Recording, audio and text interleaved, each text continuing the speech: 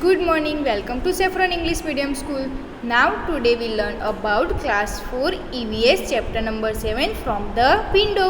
यानी कि हमने आगे चैप्टर नंबर 6 में देखा था कि कैसे ओमना और राधा दोनों केरला ट्रिप में जाने वाले थे, लेकिन उसमें से राधा को चोट लग गई थी, फिर वो नहीं जा पाई थी और ओमना फिर ट्रेन में केरला जाने के लिए ट्रेन से जाती है और वो कैसे खिड़की के बाहर जो नज़ारा देखती है वो हमें डायरी में लिख के उसने बताया था। वो बात थी 16 मई की। फिर आगे बढ़ते हैं, उसके नेक्स्ट डे 70 मई 7:30 बजे की बात है। तो चलो आओ देखते हैं क्या लिखा है उसमें।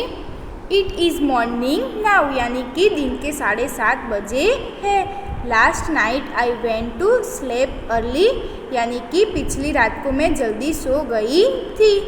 It was too dark to see anything outside, यानी कि बहुत अंधेरा था और कुछ भी दिखाई नहीं दे रहा था। When the train stop early this morning, यानी कि ट्रेन सुबह एक स्टेशन पे आके रुकी थी।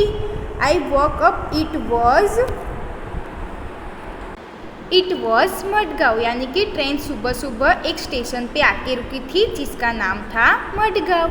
That was right on the board at platform, यानी कि जब भी हमारी ट्रेन किसी प्लेटफॉर्म में रुकती है, इस प्लेटफॉर्म का नाम येलो कलर बोर्ड पे लिखा हुआ होता है ताकि पैसेंजर को पता चले कि ट्रेन कौन सी जगह पे कहाँ आके रुकी है। Appa said that we were going through the state of Goa, यानी कि अप्पा ने कहा कि हम लोग गोवा स्टेट के ऊपर से जा रहे हैं। फिर आगे बढ़ते हैं, क्या लिखा है। We got off the station and had some hot tea and filled our water bottle, यानी कि हमने स्टेशन पे उतर के थोड़ी गर्म चाय पी और अपनी खाली वाटर बॉटल को भर दिया। द ट्रेन स्टार्टेड अगेन, यानी कि उसके बाद ट्रेन फिर से दोबारा स्टार्ट हुई। I find it difficult to describe the scene outside, यानी कि बाहर एकदम हरियाली हुई छाई हुई थी। हर जगह मुझे हरे खेत नज़र आ रहे थे। It is so beautiful, it is green everywhere, fields with red soil and green crops, hills covered with train, यानी कि बाहर एकदम हरियाली छाई हुई थी, हर जगह पे हरे खेत नज़र आ रहे थे और बड़े जो पहाड़ थे वो ग्रीन कलर के पेड़ों से ढके हुए थे। यहाँ की मिट्टी लाल रंग की थी और हिल्स ट्रेन, यानी कि हिल्स जो थी वो ट्री से कवर हुए दिखाई दे रहे थे। फिर आगे बढ़ते हैं, स्टोरी में क्या लिखा है। Sometime I can C small Pond's and far away, यानी कि मुझे बहुत दूर तक छोटे तालाब या फिर नदी जैसी कुछ चीज़ दिखाई दे रही थी। Behind the hill more water, I can't make out if it river और सी, यानी कि लेकिन समझ नहीं आ रहा था कि नदी है या फिर समंदर है। The air is coloured and not so dry and in Ahmedabad, यानी कि वहाँ की हवा बहुत ही ठंडी लग रही थी और अहमदाबाद जैसी गर्मी बिल्कुल भी महसूस नहीं हो रही थी। फिर आगे बढ़ते क्या लिखा है। The train pass a level crossing, people are waiting on both the side of crossing for the train to pass, यानी कि तब भी हमारी ट्रेन लेवल क्रॉसिंग से पार हुई। दोनों ही तरफ लोग इंतज़ार कर रहे थे कि कब ट्रेन यहाँ से पास होंगी। ये जो येलो कलर का बाहर ओपन होगा, दोनों साइड के लोग क्रॉस करेंगे। There are bus full of people, cars, truck, auto rickshaw, cycle, motorcycle, scooter and even tongas and bullock cart with people and goods in them, यानी कि लेवल क्रॉसिंग के दोनों ही तरफ मुझे हर तरह के व्हीकल्स नज़र आ रहे थे।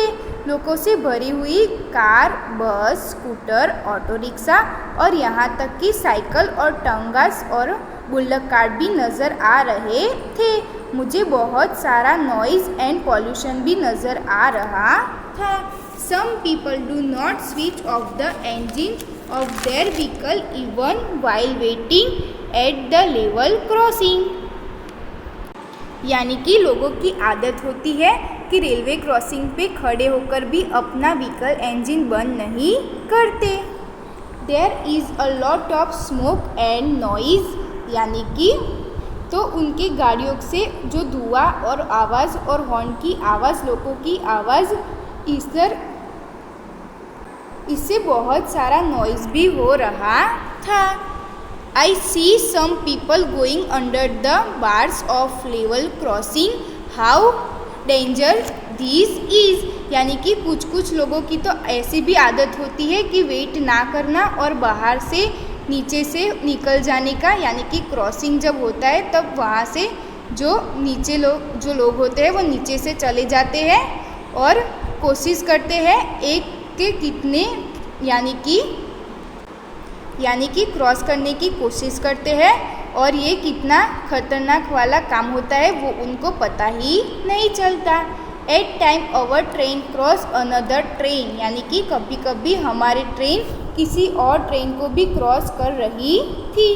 उन्नी and I try to count the carriage in one such train, but both the trains were going so far we always get confused। यानी कि भैया और मैं इस ट्रेन के सारे डब्बों को काउंट करने की भी कोशिश कर रहे थे, लेकिन दोनों ही ट्रेन इतने फास्ट जा रहे थे कि हम लोग कंफ्यूज हो जा रहे थे कि कितने काउंट करने हैं।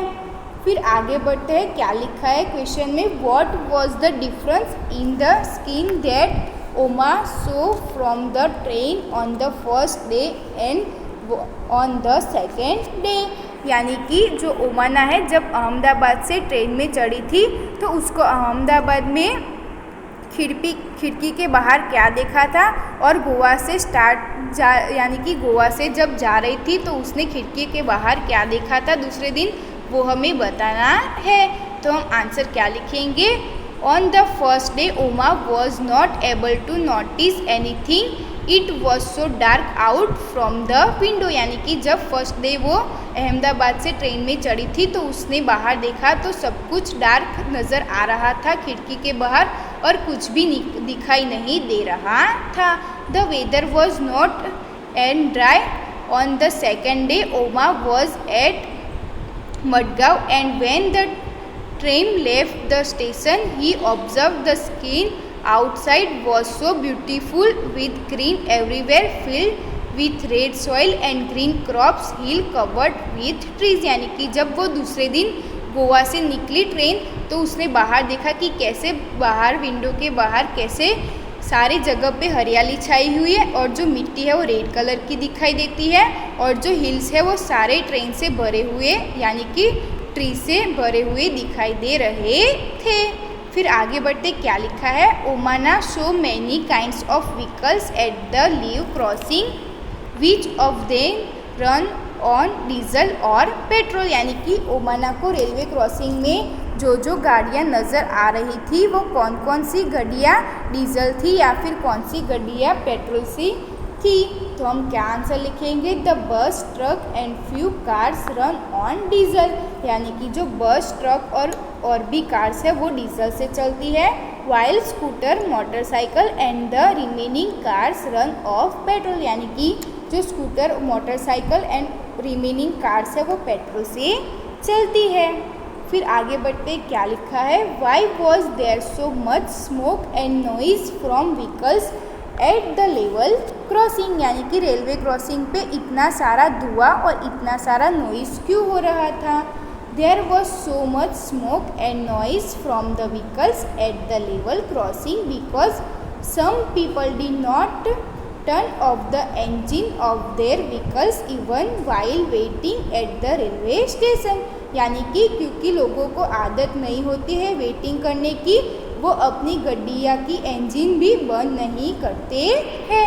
यानी कि जब रेलवे क्रॉसिंग पे लोग खड़े होते हैं तो वो लोग अपनी गड्डियों की जो इंजन होती है वो चालू ही रखते हैं, इसीलिए जो सारा धुआं और जो वॉइस है वो फैलता है। फिर आगे बढ़ते क्या लिखा है क्वेश्चन में, what can we do reduce noise of vehicles and save petrol and diesel discuss, यानी कि हम लोग नॉइज़ और धुआं को कम करने के लिए क्या कर सकते हैं।